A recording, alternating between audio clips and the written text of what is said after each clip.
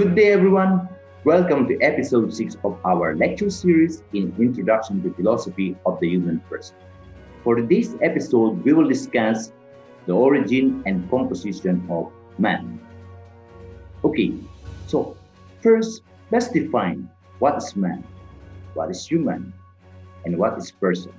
So, in short, let's differentiate these terms man, human, and person. Okay, so let's start with man. The English term man is derived from a Proto-Indo-European root man, which means male. So you can refer or you can see it in Sanskrit Avestan man. So man is the general term commonly used to refer to the entire human race. So that's why the terms class humanity, mankind, and humankind are derived from the word man. So in short, man class is the general term. That's why in the Bible, on the sixth day, God created man. Okay, how about human? Human refers to man as a species. Biologically, we said that man's scientific term is Homo sapiens, or in this modern time, we call it as modern human beings. The term human being is also used to differentiate man from other animals. So in short, we use human in order to differentiate man from other living beings. Since there are other living beings in this world, such as plants and animals, what makes man differ from other living beings? So, man is the only living being that can think or that can reason out, because that is what man has. He has the power to think or reason out. That's why he called us rational animal. Okay, how about person? Person is the personality of a human being, so-called self. It refers to a human being granted recognition of certain rights, protection, dignity, and responsibilities above all.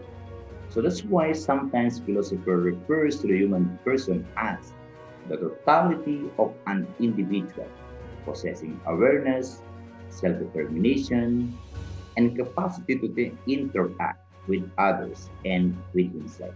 So when we say person, pag tinawag daw natin person, yan na yung kabuuan ng isang tao. Kasama na ng kanyang mga karapatan, certain rights, protection, dignities, responsibilities, awareness, self-determination, capacity to interact, and capacity to think and reason out. So, it makes man as a person, his personality as a human being, and that is self. So what is the essence? Why differentiate or why we define first these three terms, man, human, and person? Because class, our topic for today is all about the origin and composition of man. So now that we know the difference among these three terms, man, human, and person, let's go on to our main topic, and this is the philosopher's concept or views of a human being. So let's start with the Ionian philosophers' view of man, his origin and composition. Let's start with Thales. They said that Thales is the first philosopher. According to Thales, the principle of all things is water. Thus, everything comes from water and everything returns to water. So that's why he said man's physical body is made up of water. So medyo mahirap paniwalaan na ang lahat ng bagay ay nagmula sa tubig at babalik sa tubig. So, according to him, sabi niya, tingnan mo, ang tao, ang katawan ng tao, kapag yan ay namatay, yan ay magiging isang bangkay, mabubulok, at pag ginabulok, yan ay magdudurog-durog at yan ay magmo-moist. At pag moist, yan ay babalik sa tubig. Lahat daw ng bagay pag nabulok, sabi niya, magmo-moist at babalik sa tubig. So, kuminsan mahirap paniwalaan, pero that is the principle of Thales. That everything comes from water and everything returns to water. So another idea of Thales, that's why he said that man's physical body is made up of water. Sabi niya, tingnan mo, ang katawan ng tao, it is made up of 70 to 80% of water, including his brain. Kaya nga, pag yan ay binuksan mo, at ang tao ay nawala ng tubig, yan ay posibleng mamatay. So, katulad din daw ng mundo, na ang mundo is made up of 3/4 or 75% of the world is made up of water. Na parang katawan ng tao or physical body na kapag nawala ang tubig, ay mawawala na rin ang buhay ng tao.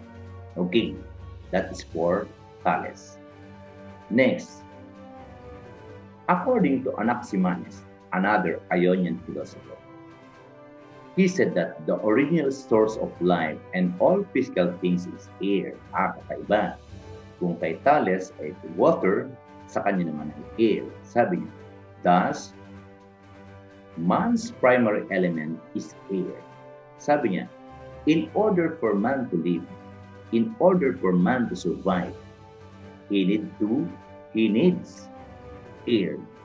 So, sabi niya, para ang tao ay mabuhay, kailangan niya ng hangin.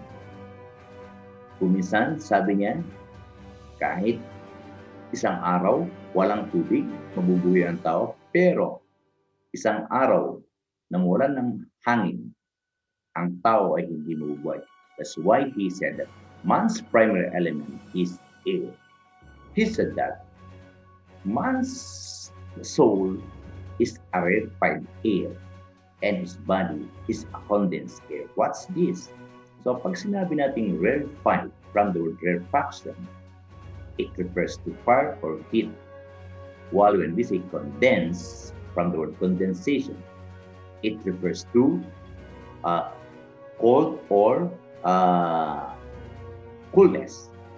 So man's soul is a rarefied air and his body is a condensed air. What is his explanation? He said that, tingnan mo, kapag ang tao ay buhay, siya ay mainit. Why? Because he has this so-called rarefied air, which is the soul. Kapag daw ang soul or ang kaluluwa ay hiniwalay sa physical body of man, iyan ay magiging isang useless and lifeless physical body at iyan ay cold or malamig. Kaya nga, kapag daw ang bangkay ng tao ay hinawakan mo, ito ay malamig. Because the soul departs from his physical body. Nawala na yung rarefied air or yung heat. Ang natira, yung physical body, which is the condensed air. So, from Anaximenes, the original source of life and all physical things is air. Next is Anaximander, another Ionian philosopher. He said that all things came from unspecified, boundless stuff. It means infinite, indefinite, walang katapusan. That's why he held an evolutionary view of living things. Na ang mga nabubuhay daw sa mundo ay nag-e-evolve lang. Walang katapusan, pag-e-evolve lang. Kaya sinabi niya na ang tao ay nag-evolve sa specific living organism or animal, specifically fish. Sabi niya, man originated from some other kind of animal such as fish. So his explanation here is, pag tinignan mo ang fish, may backbone. Ngayon, kinumpare sa tao, ang tao rin daw ay may backbone. So, from evolution, nakita niya nag-evolve, ito raw ay ang pinagmulan ng tao. So from these three Ionian philosophers, from Thales, that the principle of all things is water, and Anaximenes, the original source of life and all physical things is air, and Anaximander, all things came from unspecified, indefinite boundless stuff or evolution of living things. Kuminsan, mahirap mong paniwalaan.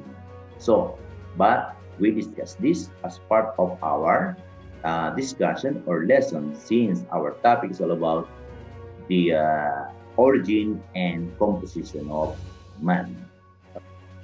So this time, let's move on with the philosophical views of the Greek philosophers. Remember, the Greek philosophers, we have Socrates, Plato, and Aristotle. So let's start with Socrates. According to Socrates, man is a soul and body is only a prison cell. He said that man's body comes from this world of matter and his reason comes from the universal reason.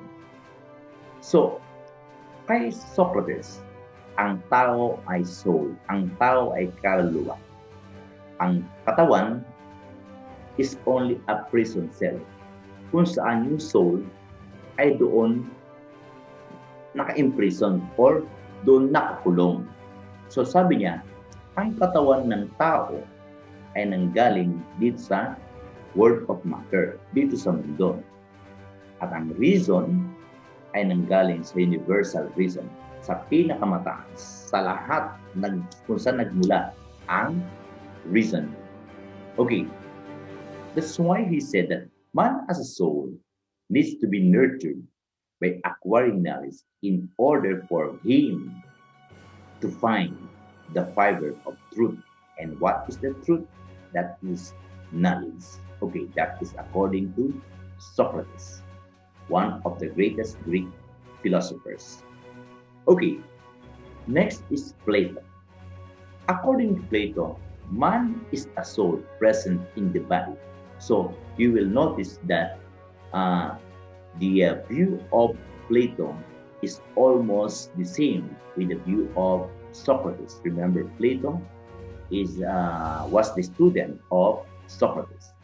So, according to him, prior to the existence of the body, there was a soul already. So, yun daw soul ay nag-e-exist na bago pa yung physical body ng tao.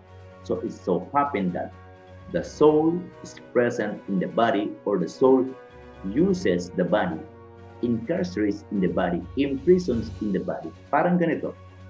Tingnan mo yung manikin or yung rebulto. Ihugis tao, pero wala yung buhay. So according to Plato and Socrates, man is a soul. Yung tao ay ang soul. Yung tao ay kaluluwa. Ngayon, yung soul, hindi naman daw siya makapag-reach out sa mundo kung wala yung physical body or yung matter. When we say matter in philosophy, we are referring to the physical body of man. So that's why man is a soul present in the body or incarcerate in the body. Okay, so according to Plato, man's soul has three parts. He said that it has the rational soul, which are found in our head. That's why we have the brain. And it functions to think and reason. We have appetited soul, which is found in the abdomen, which functions to experience hunger or thirst. And last is spiritual soul, which is found on our chest, which functions to experience love or anger. So that is according to Plato.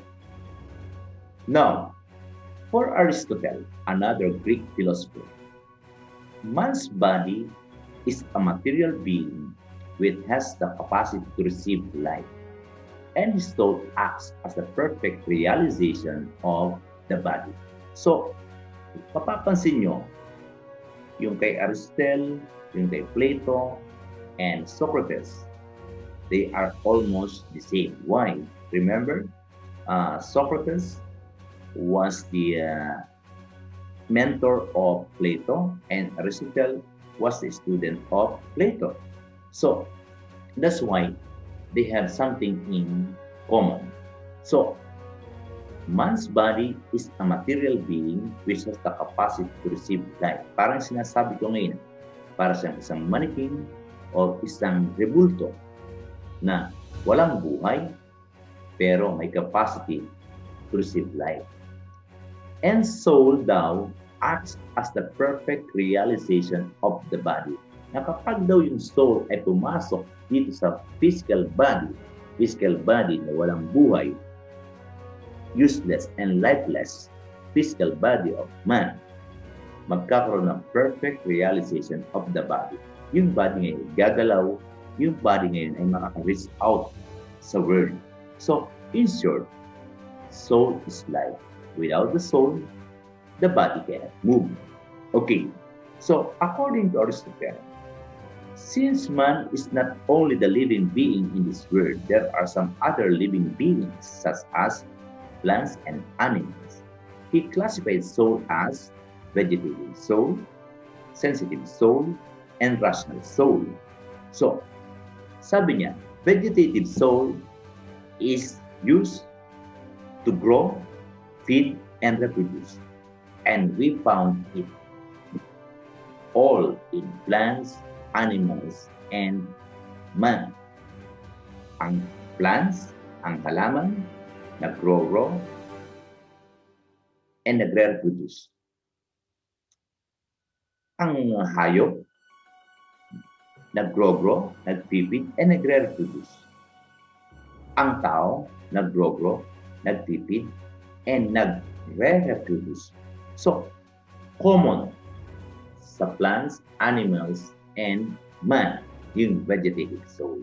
Ngayon, how about the second one, the sensitive soul? The sensitive soul is used to act according to what he feels. And last is rational soul.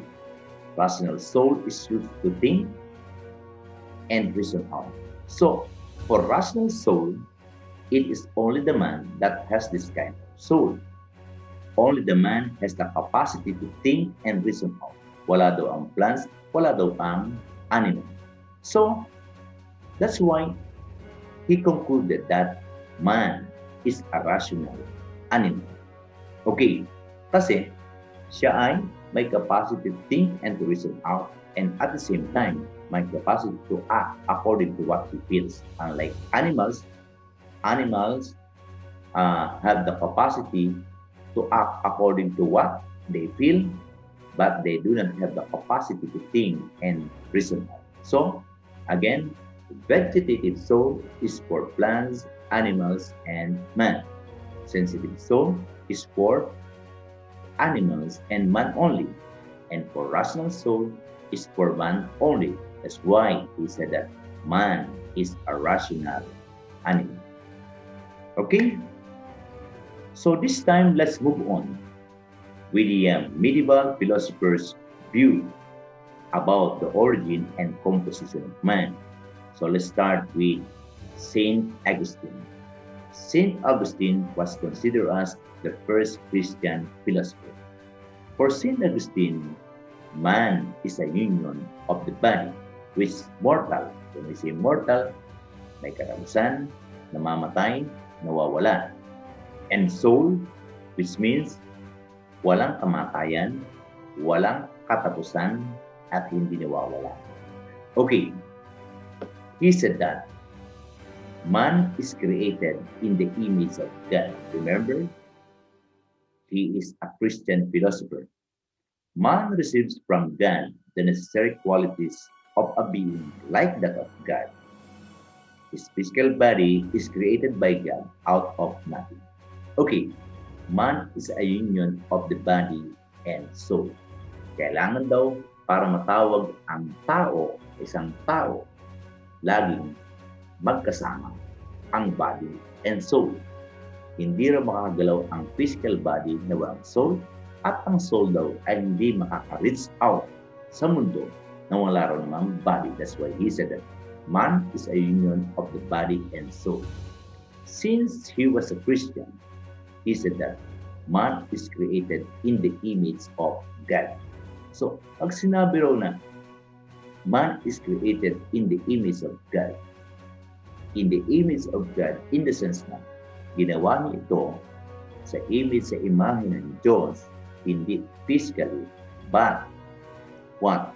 According sa mga magandang gawa ng Diyos. Kaya kung ikaw ay gumagawa ng mga kabutihan, gumagawa ng maganda sa iyong kapwa, yun daw yung image of God. According to him also, man receives from God the necessary qualities of a being like that of God. That's what I said. Yun yung magandang mga gawain, yung magandang ginawa ni God. So, hindi yung physical, yung mukha ni God because nobody sees God. So, yung mga necessary qualities of a being like that of God, yung maganda niyang gawain. So, he said also that man's physical body is created by God out of nothing. Yes, because God has the capacity to create and man has the capacity to make. So, when we say capacity to create, you will create this thing out of nothing. So, pag sinabi ni God, magkaroon ng bundok, out of nothing, magkakaroon. Magkaroon ng bagong araw at buwan, magkakaroon. Magkaroon ng physical body ng tao, magkakaroon. But you cannot say, ako ay gagawa ng bagong tao out of nothing. Di ba? In order for you to create newborn child, ay you need to what? Ay kailangan mo makipag sex with your partner. So, hindi out of nothing yun. So, man's physical body is created by God out of nothing. Moving on, this time, let's have St. Thomas Aquinas, another medieval philosopher. So, like St. Augustine, St. Thomas Aquinas is a Christian philosopher. He was considered as the angelic doctor. So, according to St. Thomas Aquinas, man is a substantial union of body and soul. Like St. Augustine, man is a union of body and soul. But according to St. Thomas Aquinas, he gives emphasis, substantial union of body and soul. Napaka-importante daw na para ang isang tao ay matawag na isang tao, kailangan ng body and soul. Hindi mag-exist ang body without the soul and vice versa. Okay, why? Because according to him, man's soul relies from the body's capacity for sensation in order to reach out to the world. Yung sinasabi ko ngayon na ang soul, kailangan niya ng body para mahawakan niya ang isang bagay, para madama niya ang isang bagay.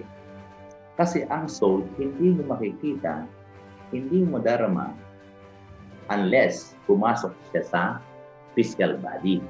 Kaya nga, man's soul relies from the body's capacity for sensation in order to reach out to the world. And man's body moves according to the dictate of the soul. So, ito yung soul, ito yung body. Ito yung body, hindi mag-move. Ito ang nag-move. Because according to them, soul is life. Pag pumasok siya sa body, saka lang magagalaw kasi nagkaroon ng buhay. Kahit itong body, gusto niyang hawakan ng isang bagay, kung wala naman soul, hindi rin mahawakan. Ito rin naman soul, gusto niya hawakan sa bagay, hindi niya mahawakan hanggat hindi papasok or mag-i-imprison dun sa physical body. That's why they are very what? Substantial union. Kailangan magkasama sila. Okay. So, thus, sabi niya, man is an existent being in this world and of God. So, ang tao ay existent being, nag-e-exist in this world. It is because essence and existence are one. What is this essence? Essence here refers to the soul, which is important because soul is life. And existence refers to the physical body, which is has the capacity to reach out to the world, or mayroon siyang siya may senses, siya makakahawak, siya makakadama with the presence of the soul. So, in whom essence, which is the soul, and existence, which is the physical body, are one. That's why he said that man is substantial union of body and soul. Okay, so this time let's have another medieval philosopher. Let's have Pico di Mirandola. Okay, according to Pico di Mirandola, man is a part of the three chief zones of the created universe. And what are these three chief zones of the created universe? He said, the immaterial angels, the material but incorruptible heavenly bodies, and corruptible earthly bodies. So, ano ito yung mga tinutukoy na immaterial angels, material but incorruptible heavenly bodies, and corruptible earthly bodies? Ito rin yung bumubuo sa tao. Immaterial angels here, tinutukoy yung spirit. Immaterial angels. So when we say immaterial, we cannot perceive using our senses. So ang spirit, hindi natin nakikita, hindi natin nadadama. In short, we cannot perceive. So, immaterial angels. The material but incorruptible heavenly bodies. Material but incorruptible heavenly bodies. Ito yung soul. Incorruptible. You cannot corrupt it. Hindi masisira, hindi mawawasak, hindi namamatay. Kaya nga, yung soul. So, incorruptible earthly bodies. Ito yung ating physical bodies. Ito yung nakokorrupt, nasisira, nawawala. So, kung palalawakin natin at gagawin nating literal, lahat ng bagay na nakikita mo sa mundo ay corruptible, including the physical body of man. But, yung soul, incorruptible. And how much more the spirit? It is immaterial. Okay, so, in three chief zones of the created universe, which is part of man as a human being. So that is according to Pico di Mirandola. Okay, so this time, let's move on with the modern philosophers' view about the origin and composition of man. So let's have René Descartes. René Descartes is considered as the father of modern philosophy. So, medyo kaiba. So, René Descartes, according to him, man is a finite substance divided into two. And what are these two substances? He said, man is a finite substance divided into two substances, which are the soul thinking substance and the body extending substance. So, yun daw bumubuo sa tao. Ngayon, man's soul is not a principle of life. So, kakaiba dun sa mga pananaw ng mga great Greek philosophers like Socrates, Aristotle, and Plato, and the Christian philosophers like Saint Augustine and Saint Thomas Aquinas, that according to them, soul is the principle of life. But according to the René Descartes, man's soul is not a principle of life. Why? Because according to him, man as thinking substance happens to be one of the functions only of the soul. And this body as an extending substance can move without the soul. So, parang hindi siya naniniwala na ang soul ay principle of life, na ang soul ay ang buhay. Why? Parang ganito ang kanyang paliwanag. Sabi niya, nagkataon lang na ang soul or ang thinking substance ay isang function lang ng soul, which is part of the man. Ngayon, man's body as an extending substance can move without the soul. Parang inalintulan niya. For example daw, pag tinignan mo, ang tao, sabi niya, kapag yan ay nawala ng malay, so, he cannot think. Pero, nagpapangsyon ang ibang parte ng kanyang katawan. Yan yung sinasabi na, his body or man's body as an extending substance can move without the soul. Ngayon, sabi niya, man's soul is not a principle of life, for man as thinking substance happens to be one of the functions only of the soul. So, para daw sa isang sasakyan, kapag tinanggalan mo ng isang parte, for example, isang tornilyo, yung sasakyan o isang anumang parte niya, ay makakatakbo pa raw yan. Ngayon, sabi niya, it so happen na ang lahat ng ito, yung kanyang makina, yung kanyang mga tornilyo, gulong, ay parte nung sasakyan. Parang tao daw. Yung lahat daw ng parte ng katawan natin, yung lahat daw ng parte ng katawan mapaloob at mapalabas, yan daw yung tao. Ngayon, sabi niya, kapag tinanggal mo ang kamay ng isang tao, magpapangsyon yan. Pag tinanggal mo ang kanyang tenga, magpapangsyon pa rin yan. Pag tinanggal mo mata, magpapangsyon pa rin yan.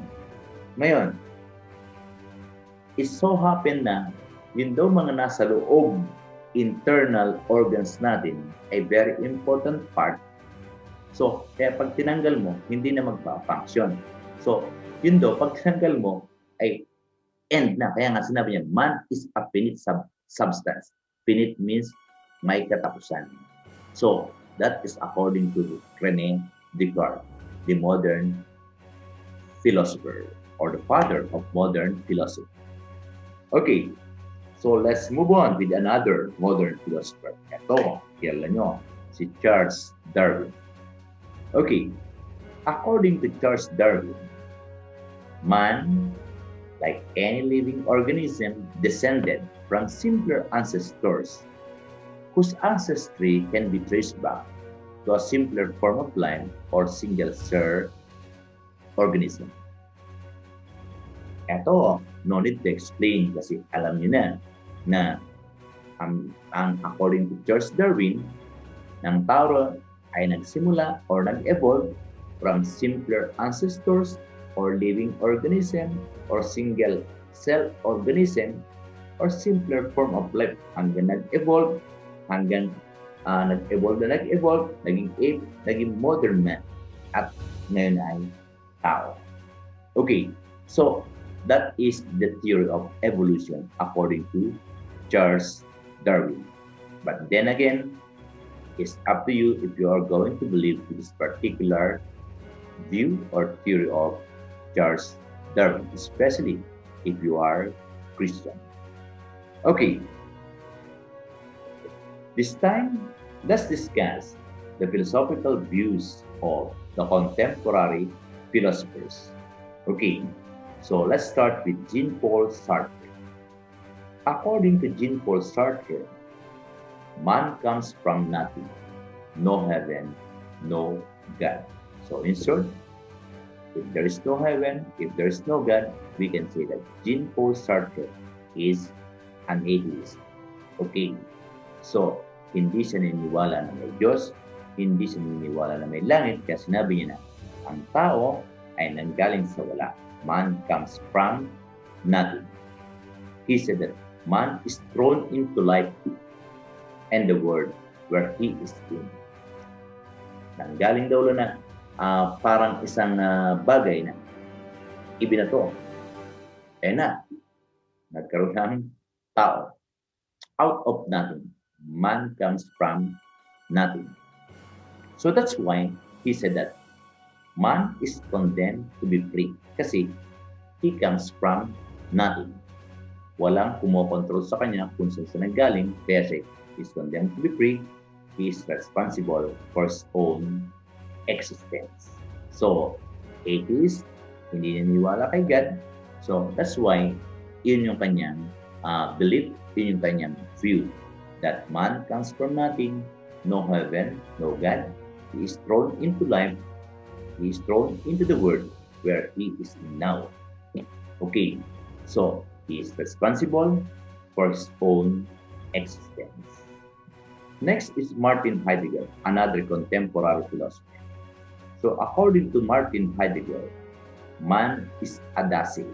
What is a Dasein? Dasein is the being of man. Man as a Dasein means that man is being there. So Dasein means the physical being of man. Yung kanya mismong physical body. That's why he said, man is there in the word of the day, and they he refers to the crowd. That is why he has to stand out from being there into the day. So, parang nandun, in order for man to exist, kailangan, para masabi mo siya ay nag-i-stand out, nag-i-exist sa lugar na yan, sa grupong yan, kailangan siya mag-stand out. Paano ka mag-i-stand out sa grupong yan, sa lugar yan, kung wala ka dyan? So, literally, parang gato. Sa loob ng group, sasabihin mo, ay, siya ang pinakamagaling dyan sa loob, sa klaseng yan. Ngayon, sino yan? For example, si Maria. Siya ang pinakamagaling sa klaseng yan. Ay, hindi naman siya enroll sa klaseng yan. Paano masasabing siya ang pinakamagaling dyan? Or, wala naman siya dyan. Paano masasabing siya nag-e-exist physically dyan? So, according to Martin Heidegger, in order for man to stand out from being there into the world of the day, yun daw yung group or yung crowd, doon sa grupo ng mga tao, para daw makita ka nag-e-exist, kailangan ikaw ay mag-stand out. Paano ka na mag-stand out? You must be there first. You must be physically present in that world of the day. That's why he said, man's existence is reserved for him. Nasa sa kanya yan kung gusto niya mag-stand out. Andun ka nga, kasama ka sa grupo, kasama ka sa klase, pero hindi ka naman nagpa-participate, hindi ka nakikita sa mga group discussion, paano ka mag-stand out? So, useless din. So, in order for you to stand out, kailangan you must be there first, then prove to yourself, join to the group, makisama ka sa kanilang mga ginagawa, at ipakita mo, nakakaiba ka sa kanila para daw ikaw ay mag-stand out into the world of the day. Okay. So, that's why he said, man's existence is reserved for him. Nasa sa kanya na daw kung siya ay mag-exist or not. But, he must be first physically present in that particular group or into the world of the day, which is the crowd. Okay. And last is Karl Jaspers, another contemporary philosopher. According to Karl Jaspers, man is encompassing, transcendent being in a fourfold manner. What is encompassing? Nakapaloob na sa kanya ang apat na katangian. First, man is existent, man is a conscious being, man is a spirit, and number 4, man is existence. Okay, let's discuss one by one. So, man, para matawag daw siya man, kailangan daw siya existent. So, in order for us to say that man is existing, he must be physically present. He is existing in this particular world, in this world of reality. Kung nandito ka, nandito ngayon, you're existing physically. Yun yung number 1. Number 2, nag-e-exist ka nga, but you are not conscious. So, man is a conscious being. So, kailangan mag-exist ka at kailangan ay maging conscious ka. So, man is a conscious being. Then, number three, man is spirit. So that's why our lesson is human person as an embodied spirit. So, man is a spirit. Tinatawag natin man is spirit because ito yung ginagamit natin to communicate with Creator or with God.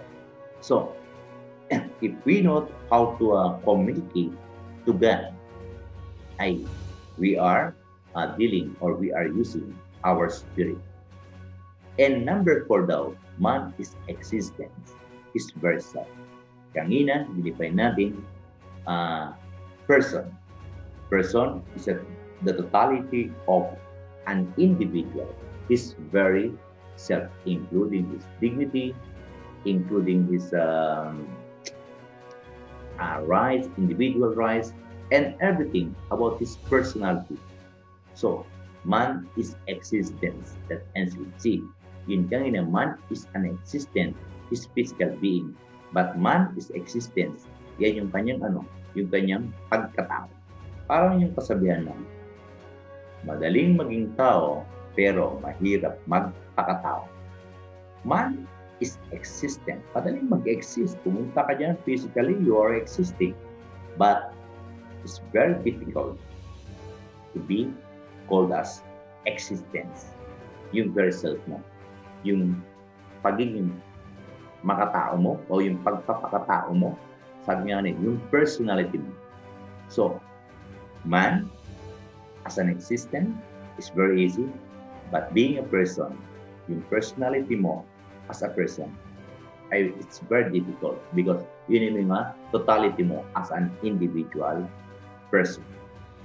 Okay, so given are the different concepts of the different philosophers in the respective periods of time with regards to the origin and composition of man, still we can say that man has own limitations and are entitled to so many possibilities in life. And this will be the focus of our discussion next meeting. Okay, guys, that's all for episode 6. And I hope that you have learned something from this very simple discussion. I hope to see you in our next episode, and that is on our episode 7.